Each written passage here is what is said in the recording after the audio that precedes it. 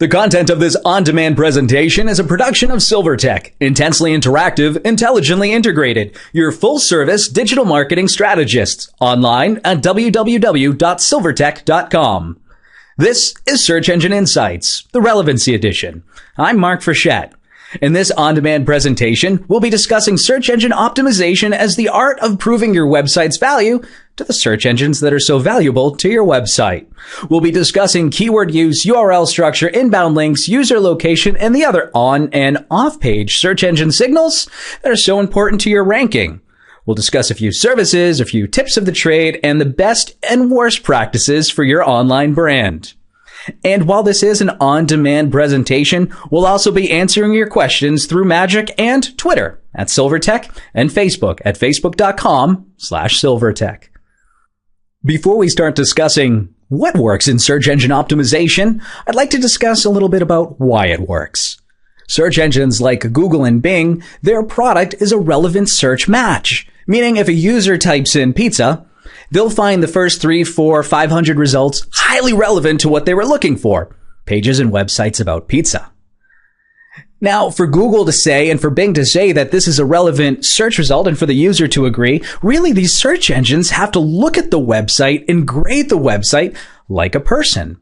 As such, search engines over time have become less this robotic looking into the depths of your source code and really more taking your page and your website, for the most part, at face value.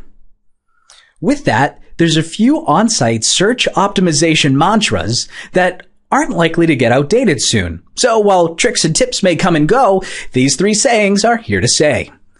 The first, if it works on a person, it probably works on a search engine. If a person can't see it, search engines likely don't care about it. And if a person thinks it's horseradish, search engines will likely agree. The first rule of on-site search engine optimization is if it works on a person, it probably works on a search engine. Think about your website's content as a human rather than a robot. It's way easier.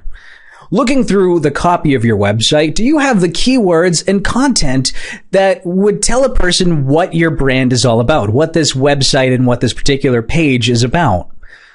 The formatting also helps. Looking at your page for the first time, are the right keywords in bold? Is the most important information in the right size? Are there headers, for crying out loud? Images and diagrams can be a little tricky because, and we'll see this in a few slides, Google and Bing can't actually see your images, but they can see how you describe them. The title of your web page is the cover of your book. Not only is it going to help search engines figure it out, but it's going to help people who are seeing this title in their search engine results pages know that this is what they're looking for. The file name or the URL or the link is one of the most important things that you have control over and one of the most often overlooked. mysite.com/home does nothing for you unless you want to sell a home. Internal links are also very important. This is when you have content of one part of your web page driving somebody to another part of your website where there can be more information. Now, in a book, we might see this and you'd see it as see figure 2-1-3, and that tells the user nothing. Well, it tells nobody nothing. And online, because of your hyperlinks, you can be a little more descriptive, and you should be descriptive and include the keywords you want. And click here for more is never a keyword that any business wants to rank higher on. But let's take a look at an example and really see this stuff working. Take a moment to figure out what this website and what this web page on this website is about. The title is Ski NH, lift ticket deals at New Hampshire ski areas, and the URL is in the bottom right-hand corner. It's skinh.com/deals. And on the Ski NH website, we see that the header for this particular page is deals. And while I can't expect you to read the content in your little video window, all that content is talking about ways to save money and deals on New Hampshire ski vacations, including like cheaper lift tickets and stuff like that. So, as user, can you figure out what this page is about? Okay, we probably can, and admittedly, I gave you enough hints that you can really get it. But what about Google? A search engine doesn't see your page like this. is search engines, when they're crawling your site, will see your page more like this. The emphasis is on the content, and the emphasis is on the link, and the emphasis is on those kind of more technical details like a good title and a great URL. Here our title is still Ski NH lift ticket deals at New Hampshire ski areas, and right away a search engine can kind of look at that and say, oh, I know what this page is about. And it's still seeing that great header of deals. And right away, a search engine would go, and the links and all these other things and the content and all these other things are very apparent to search engines looking at this page and they say, if you're looking for a ski deal in New Hampshire, this might be a relevant page. Now, in truth, it's a little more like this. This is what I call this is more of a hybrid view. And what it's doing is it's showing us the view we would have laid on top of the view a search engine would have, with the emphasis on those little highlighted boxy areas. I said earlier that search engines cannot see your pictures, and that's true. But they can see your website and your images in a way that, in the same way that a person with special accessibility concerns would. The alt tag was developed for those who are visually impaired so that they wouldn't miss out on the visual elements that were important to the content of a web page. Search engines also reference this because it's what they have available to them. Using descriptive alt tags on the important images helps your images matter as part of your content, so you don't lose that great content as a ranking factor for your page. We also see in the wide highlighted area that this deals header is an H1 tag. Now, get a little geeky here, is that search engines don't really care if you use an actual header tag. It's really okay, just like a person, to have the content be just larger text. But when it's a header tag, that's kind of the best practice for saying, well, basically for declaring the content of that page like you would a header. This is how the site actually performs in an organic search result. So doing a search for New Hampshire ski deals, and do the same search. Let me know if it comes up the same in your neck of the woods. We see that it comes up, the page comes up in the first slot and the website comes up in the second slot for New Hampshire ski deals. Meanwhile, those first three results are paid results, and they're paying an arm and a leg to be there for each click. Whereas Ski NH is just there naturally and enjoying the click-through of first page results. On Bing, we're seeing a similar story. Again, we're getting the first two results, and this is actually a little more rare than you'd think, because what works on Google, their formula is completely different than what works on Bing. And so when we look at search engine as optimization as a series of tricks, we might try something that'll help us rank better in Google while hurting our chances in Bing. But when we use the rule of thumb of if it works on a person, it probably works on a search engine, stay strictly white hat, which means doing the right things with the right intentions, we're likely to rank as high in Google as we are in Bing without any sneaky tricks. Now, if you've ever taken a search engine optimization class before, or you're just well experienced in it, this shouldn't be a whole lot of surprise to you. But I want to take, for those of you who are a little bit newer to this, I want to go through a few of the best practices just real quick. First was the use of a very descriptive title tag. Now, the rule of thumb is you want to leave the title of your website, in this case Ski NH, to the back. For example, the brand name Silvertech on our website is further down in the title tags because Silvertech itself is not something we're really looking to rank highly in and not something we need the help with. So we use keywords that we want to rank higher in earlier on in the title tag. Now, in the case of Ski NH, it obviously made a lot more sense to put that brand name in the front, because we want to rank for content about deals, but within the context of New Hampshire skiing. We also made sure that the content here is really on point. It is about deals. It's all about deals. It doesn't really stray from deals. And if it did have to stray from deals, that's content that can be used somewhere else. This content's also unique to this particular section of the website, so there's no conflict going from one page to the other, no confusion for a user or for the search engines trying to figure out what your site is about and where the important sections of your site are. Also, take a look at the internal links. They're not click here for online ticket deals. It's daily ticket deals is the link, and that's it. We're not trying to rank higher for click here. Also, remember that the images where alt tags were used were appropriate. And the URL structure of /deals seems pretty obvious, and that's why it works. Your second on-site search engine optimization rule of thumb is if a person can't see it, search engines don't care about it.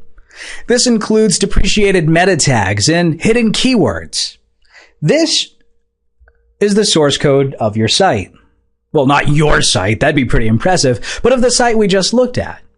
Now, this meta descriptions are content or the metadata is content within the content. You can only see it by looking at the source code. And remember what we know about search engines. They're trying to match relevant results for people. So if it's not content a person would typically look at, a search engine's not typically going to use it as a ranking factor. Originally, the first meta tag we're looking at, the meta name keywords and all that content that follows, that was originally designed for search engines to help kind of categorize web pages. Because it's so easy to put in there, a lot of websites started misusing it. It was one of the early black hat or evil SEO things. And as such, search engines just said, you know what? We're not counting this anymore. Keywords no longer help you rank better, but they don't count against you.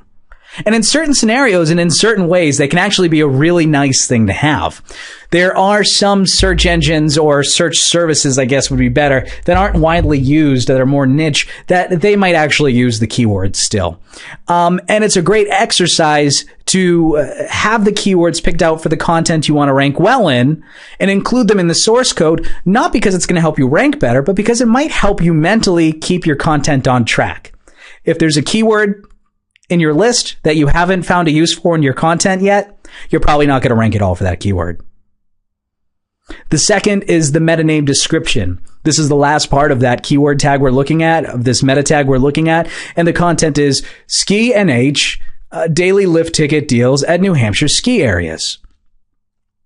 This is very important to have, which is a weird thing to say because it actually doesn't matter at all for search ranking.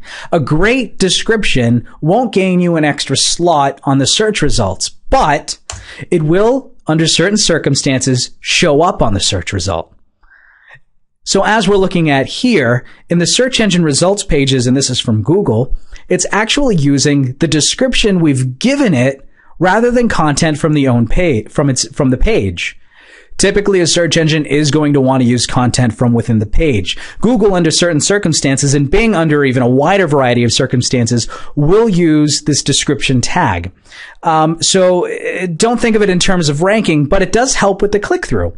You'll also notice, and this was a search for ski NH deals, that the words ski New Hampshire and deals have all been put in bold.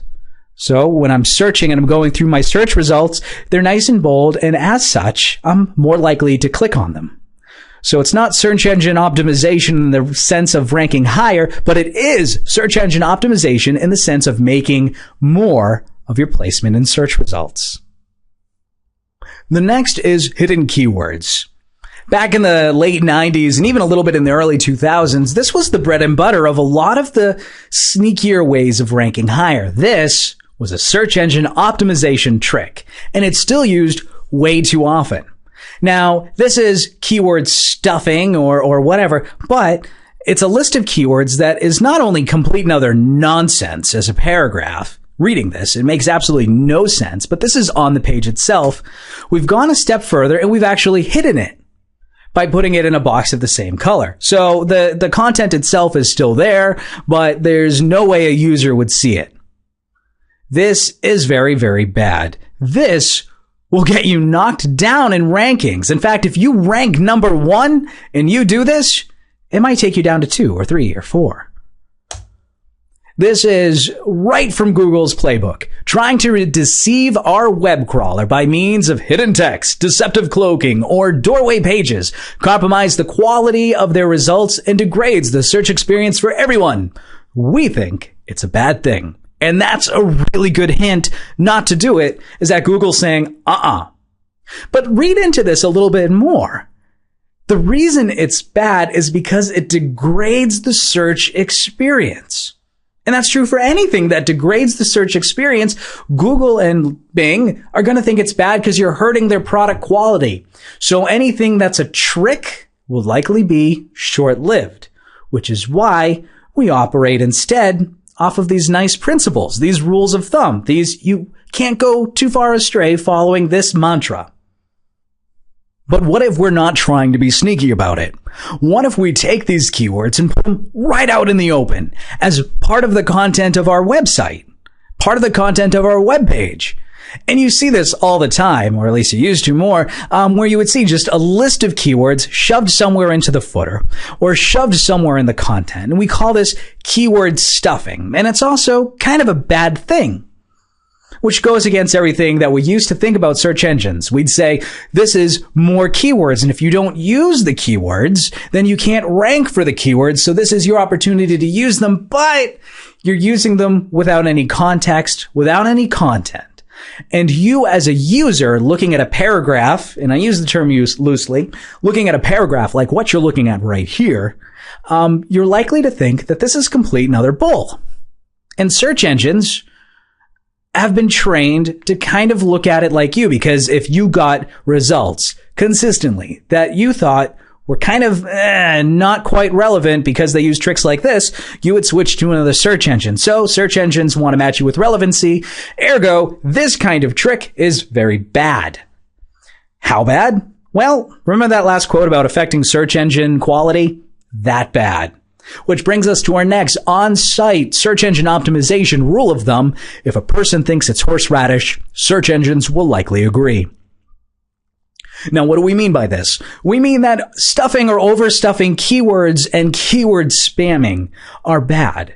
Duplicate content, or the practice of what we call spun content, which is taking a paragraph and making it slightly different for the sake of having more, quote, relevant content. Or doorway pages and redirect farms, which is setting up an experience that's different for Google as it would be for a normal search user. And cloaking content, which we had already seen. All of these things are stuff that if a person saw you doing it, that user would know right away that you are kind of pulling something on them. Search engines don't want users to have that kind of experience because it makes the search engine look bad.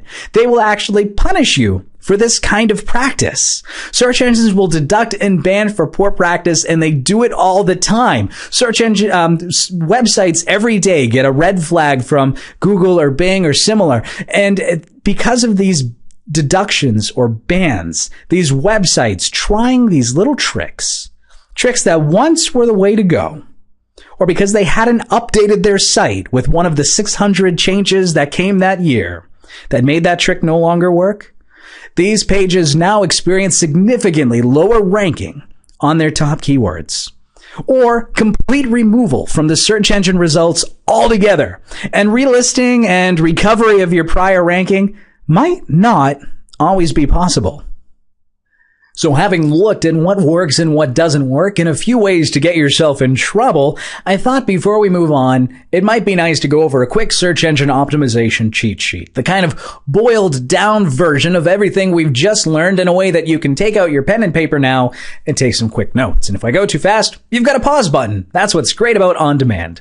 First, domains and subdomains, they do matter. If you have the choice of being a .gov and a .com, then the .gov tends to rank a little bit higher. And this is, of course, based on correlative research. Google will never tell. But what we do know, based on the correlation of the sites that are out there and the sites that rank, is that some of the exotic domains like .cc and .ws, these tend to not rank so well. And the thought process behind that is that these exotic domains have been overused by ad-based keyword spammers for so long that after a while, just like the keyword tag and just like keyword spamming, search engines got smart and started saying, well, if you're keyword.com versus keyword.ws, which one of these is probably more relevant to keyword? And keyword.com tends to win. Also, if your domain can be keyword targeted, like in the case of skiing in New Hampshire, skianh.com, that's much better than being overly creative, like granitestate2planks.com. This is a battle that marketing might have with search engine optimization in terms of what's going to get more traffic. But if organic search results is what you're looking for, you really want to be as close to the search keywords as possible. The same is for the tourism in New Hampshire website.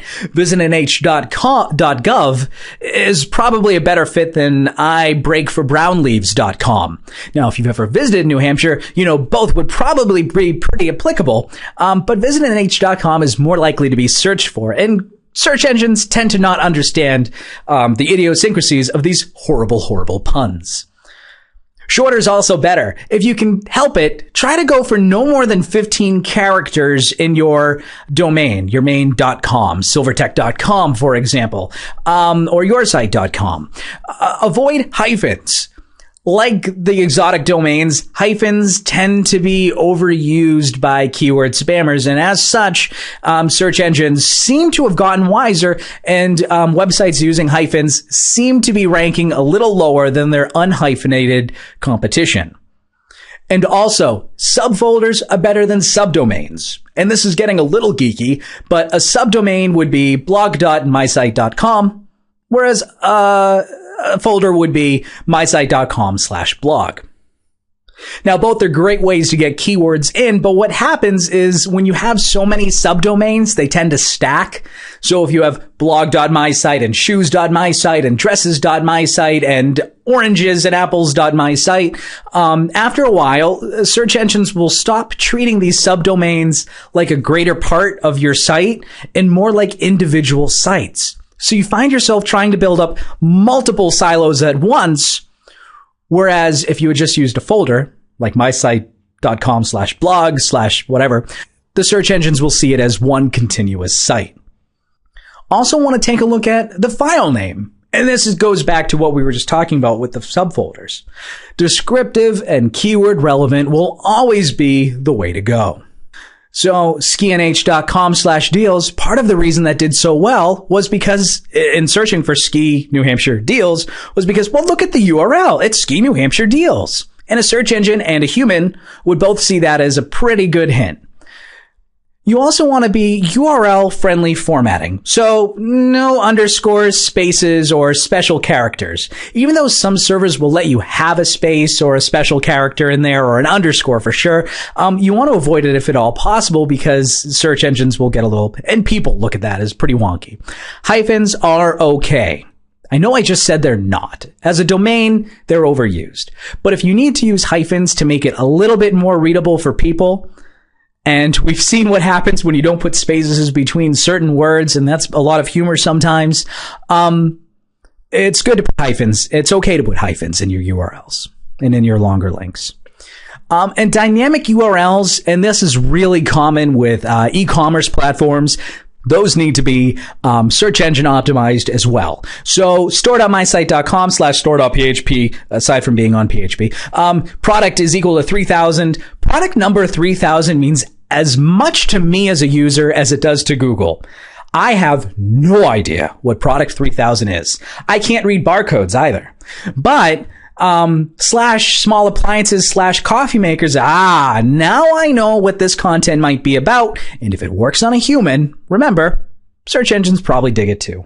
There's also this part, the title of your web page, the descriptive keyword targeted title of your web page. There's no reason to repeat the title of your web page on other pages.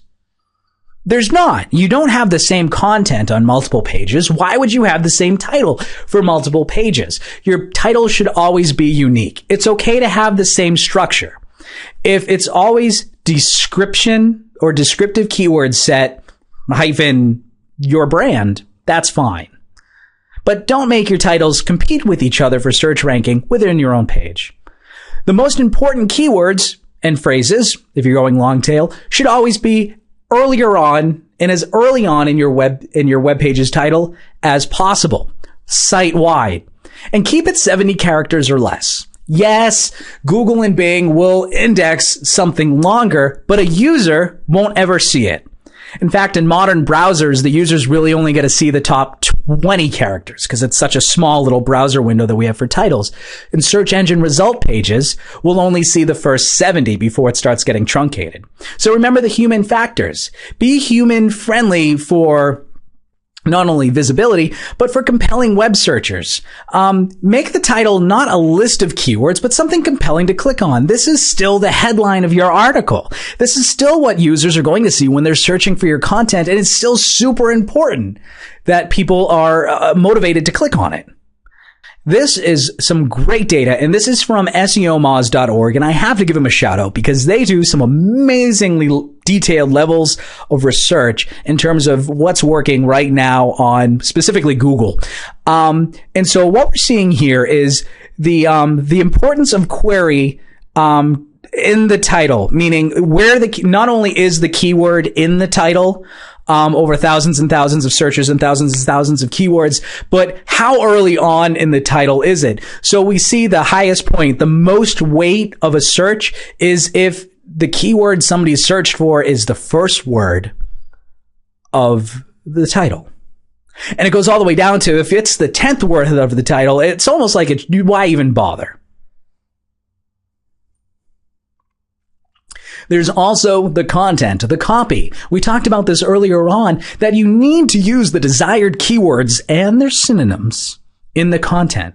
And I have a quick hint on how to figure out what the right keywords are. Also remember that the formatting matters. If it's bold or what your web guys will call strong, and the use of headers to really describe to a user and to search engines, both, what this content is about so it can get a good idea what your site is about. The internal links, using descriptive anchor tags and cross-linking to your own content will help you know more. You can read more about it at internallinkingforseo.com. I know that's incredibly cool. This is a YouTube video and you can't actually click that, but that's a really good example if this was a web page. And images need to have the alt. Not only would it help with people who are visually impaired coming to your site, but it'll help the visually impaired search engine robots also know what your content is about. So taking a look at this page again, knowing everything we know about search engine optimization and everything we know about being human and reading content, what is this page about? And I hope looking at this and looking at your own content, you have a new appreciation of what it went into in terms of how you see it and how search engine sees it. And I want to take a quick mental break right for a second and talk about the keywords themselves and a nice tool to find which keywords are best for you. If you've ever bought ad space with Google and the Google pay-per-click system, you're very familiar with this. This is the Google AdWords keyword tool. And what happens is you type in the keyword that you're thinking about, and Google AdWords system will come back and say, well, there's also people searching for this list of 1,000 related keywords. And it will tell you what the going rate is and what the competition is on these 1,000 related keywords. And you can give it a whole list of keywords that you want to rank well, and it will give you related keywords. So if you have a rough idea what your site is about, this tool will help you identify the most searched for keywords, the most competitive keywords. And what you'll learn over time is maybe you don't go for that most searched for keyword because there's so much competition on it that you might stand a better chance going for a keyword that's a little less searched for with a lot less competition. And you can find this, ironically, the easiest way to find this tool is to Google AdWords keyword tool. In fact, typing it in is nearly impossible. And so everything we've just talked about is what we call on-site signals. This is the stuff that you as a webmaster have a lot of control over that tells both users and search engines what your web page and what your website is all about. And that's the title of the web page, the content, the formatting, the internal links, the domain, the file name, the images, the diagrams, all of that stuff that matters. But there's something else. All that on-page stuff is a bit like, and think about it as a networking event. I love the internet as a networking event because it works a little like this. All the on-page signals was that one guy standing in the corner of a networking event saying, I happen to be the best at, well, I'll use search engine optimization because there's always one of those at every marketing event. And so The on-page signals is everything that this person is telling you that they know about search engine optimization. And so that helps you as a user or somebody in the room figure out, oh, that's what you're about. You're about SEO. Off-page signals are your ability to go to the other people in that room and say, hey, does this guy really know what he's talking about? Is this guy a trusted resource? Off-page signals matter as much, if not more, in search engine optimization than they do at any networking event. And these on-page signals include inbound links in terms of their context, their content, their quality, and their quantity. Are people linking to you? Are people talking about you? Are the links relevant? A link to says click here isn't as relevant as a link that says SEO, for example. And we know that from our on-page stuff. Advanced search products can also help you quite a bit in terms of being visible. For example, Google products and Google Places will help you be more visible. Reviews and social media signals, especially where search has become so personal that my search results will be different from your search results. The social media signals from my network will help a site rank higher if it's from somebody within my network that's kind of given the site a little bit of an extra share or a plus. Your host neighborhood matters quite a bit as well. If you're hosted by the same server that has a lot of these sneaky sites that we've been talking about earlier, these sites that try to trick Google into higher rankings, if you come from one of these bad neighborhoods, that'll affect your ability to rank well in search. Content uniqueness also matters. If you have the same content word for word as somebody else, not only are you being a little sneaky, but it's not going to help you at all. In fact, it could hurt you.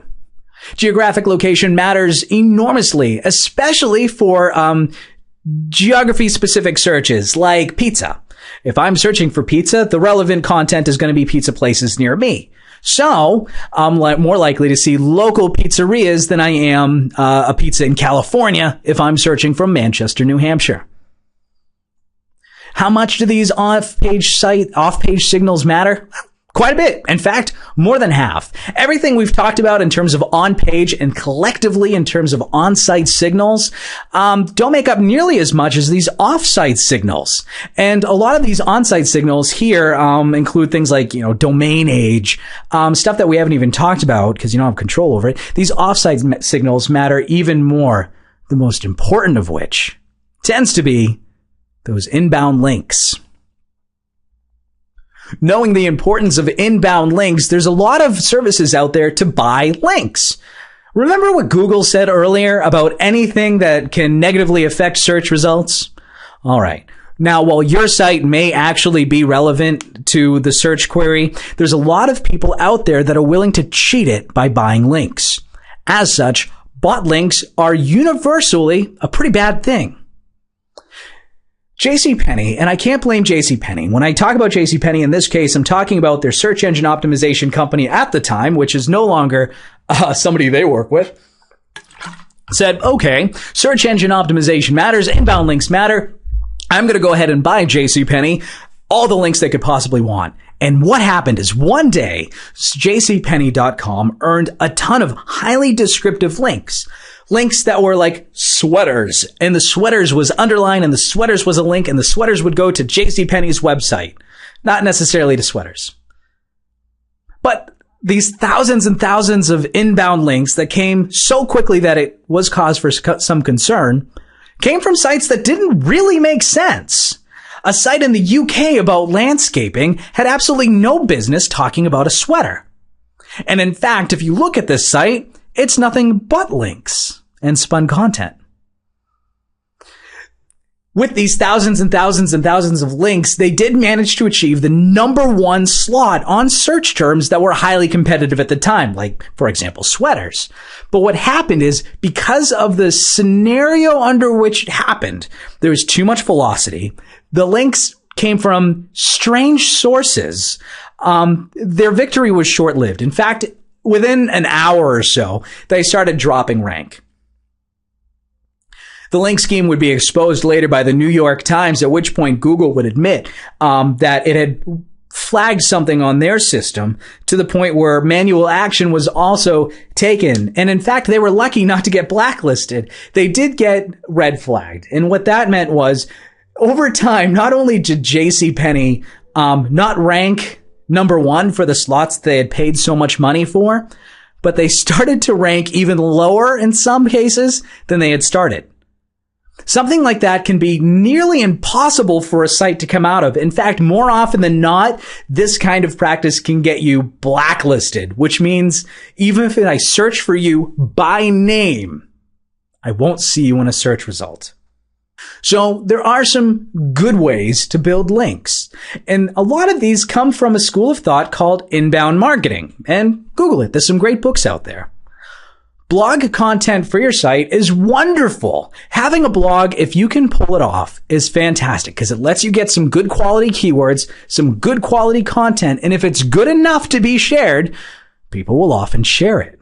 And there's a great book about this whole science. It's called Content Rules. Grab it. Blog content for other sites. The art of actually helping another site out can help you quite a bit. So if there's an industry site that you have an opportunity to write for, think of it in the same way as writing for one of the industry magazines. Writing for that magazine gives you a little bit of clout. Writing your content for a website that has a lot of clout gives you the ability to put a link within the blog post that you've written for this other site.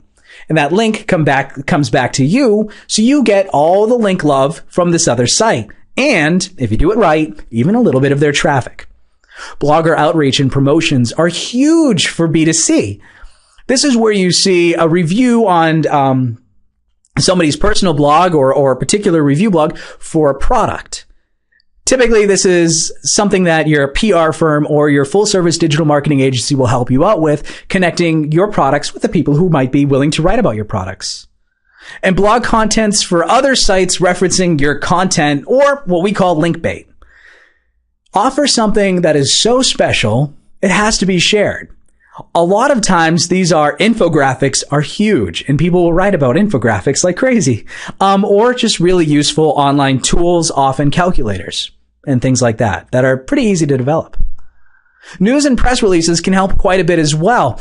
Most press release distribution platforms will allow you to put 1-2 links, and you can control the content of those links. So if Silvertech wants to rank a little higher for search engine optimization, I might put out a press release about this thing being available to everybody who might want it, and I will make sure search engine optimization is a link that comes back to our search engine optimization page. That will help my site rank better by getting the vote from whoever picks up this content under the right scenarios. You can also ask for a link by offering link guidance. Just have a section of your site that tells people, hey, if you want to link to us, here's kind of the proper way. Or here's a special badge you can put on your site that'll show your support for our cause. This is great for nonprofits. Now, it's a lot of work to get a link. You could buy them, but then you'd be in these guys' shoes. So never let this work go to waste. If you do change your site or you do change your content and some content is going to go away, use what's called a 301 or a 401 redirect. And what this will do is this will tell search engines, hey, the content's still there. This link that you found is technically still good.